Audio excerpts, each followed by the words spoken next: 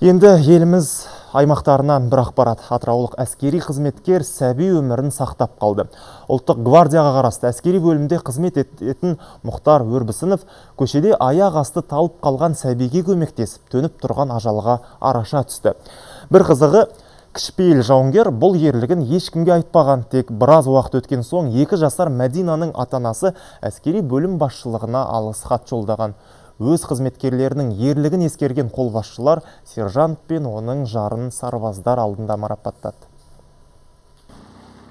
Бұл оқиға 9 қаңтар күні болған. Үйінің маңындағы дүкеннен шығып келе жатқан Мұхтар ес-түсінен айырылған кішкентай баласына не істеу керектігін білмей, жаны қысылған әкені байқайды. Дереу қол ұшын созған сержант сәбиді өз үйіне алып барады. Абырой болғанда бала күтіміне байланысты үйде отырған жұбайы Самал медицина қызметкері екен. Екеуі жедел жәрдем келгенше сәбиге ем-дом жасап, алғашқы медициналық көмек көрсетеді. Дер кезінде қызуын түсіріп үлгереді.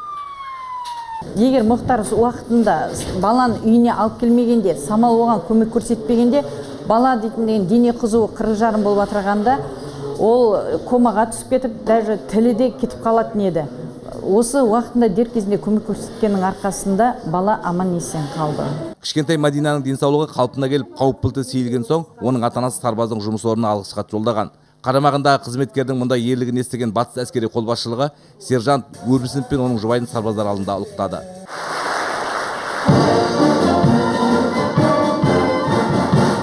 Мен бұл әрекетіме ерлік деп санамаймын.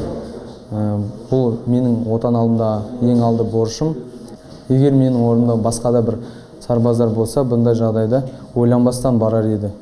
Ажалдан аман қалған Мәдина бұйыртса 2 жасқа толады. Ал қысылғанда қол ұшын созған ерлі-зайыпты Өрбісіновтер бұл шаңырақтың қашанда құрметті қонағы. Жалпы мұнайлы өңірдегі ұлттық ұлан сарбаздардың қызметіне облыс тұрғындары дән риза. Өткен жылы ұландықтардың көмегімен 58 қылмыстық іс ашылған.